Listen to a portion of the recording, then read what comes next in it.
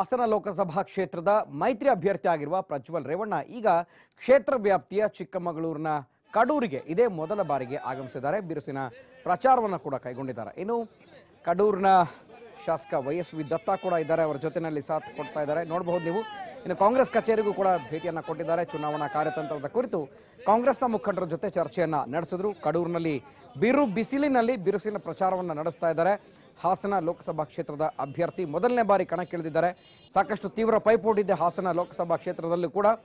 ಕಾಂಗ್ರೆಸ್ ಕಚೇರಿಯಿಂದ ನೇರವಾಗಿ ವೆಂಕಟೇಶ್ವರ ದೇವಸ್ಥಾನಕ್ಕೆ ತೆರಳಿದಂತಹ ಪ್ರಜ್ವಲ್ ವಿಶೇಷ ಪೂಜೆಯನ್ನು ಸಲ್ಲಿಸಿದ್ದಾರೆ. ಪ್ರಜ್ವಲ್ ರೇವಣ್ಣಗೆ ಮಾಜಿ ಶಾಸಕ ವೈಎಸ್ವಿ ದತ್ತಾ ಕೂಡ ಸಾಥನ್ನು ಕೊಟ್ಟಿದ್ದಾರೆ. ಹಾಸನ ಲೋಕಸಭೆ ವ್ಯಾಪ್ತಿಗೆ ಬರುವಂತಹ ಚಿಕ್ಕಮಗಳೂರು ಜಿಲ್ಲೆಯ ಕಡೂರು ಹಾಗೆ ಸುತ್ತಮುತ್ತ ಏರಿಯಾಗಳಲ್ಲಿ ಇವತ್ತು ಪ್ರಜ್ವಲ್ ಬಿರುಸಿನ ಪ್ರಚಾರವನ್ನು ನಡೆಸ್ತಾ ಇದ್ದಾರೆ.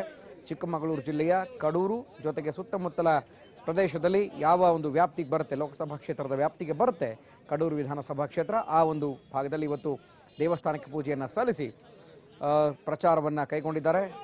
ವೈಎಸ್ವಿ ದತ್ತ JDS ಮುಖಂಡ, ಹಿರಿಯ ನಾಯಕ, ಮಾಜಿ ಶಾಸಕ, ಅವರಿಗೆ ಸಾಥನ್ನು ಕೊಟ್ಟಿದ್ದಾರೆ. ಜೊತೆಗೆ ಕಾಂಗ್ರೆಸ್ ಮುಖಂಡರನ್ನು ಕೂಡ ಭೇಟಿ ಮಾಡಿದ್ದಾರೆ ಪ್ರಜ್ವಲ್.